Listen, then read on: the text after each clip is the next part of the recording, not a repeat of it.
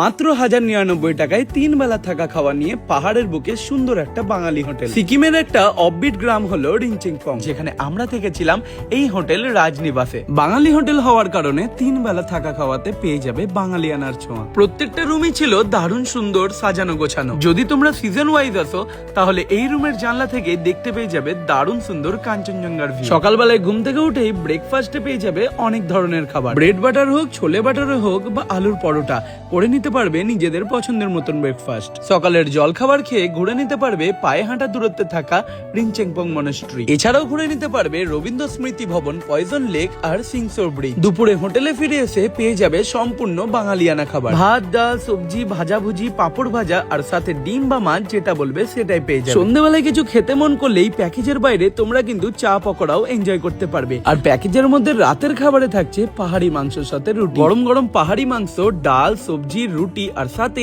এইরকম ছোট্ট ছোট্ট মিষ্টি। পাহাড়ে এসে এরকম মিষ্টি কিন্তু খুবই কমই পাওয়া যায়, বাট এই খাবারটা খেতে বাঙালিদের এক আলাদাই শান্তি লাগে। তাহলে এইবার শীতে প্ল্যান করে নাও পশ্চিম সিকিম ঘোরার, আর চলে এসো রিংচিংপং এর এই হোটেল রাজনিবাসে, যেখানে মাথা পিছু 1099 টাকায় পেয়ে যাবে 3 বেলা খাওয়া দাওয়া, সাথে এত সুন্দর রুম। স্টাফ থেকে শুরু করে হোটেল কর্মীদের প্রত্যেকের ব্যবহার ছিল দুর্দান্ত। আর যে গ্রুপ অফ হোটেলস এর এই বাঙালি হোটেলের সমস্ত ডিটেলস আমার ক্যাপশনে দেওয়া আছে, একবার চেক করে নিও। Follow for next travel video.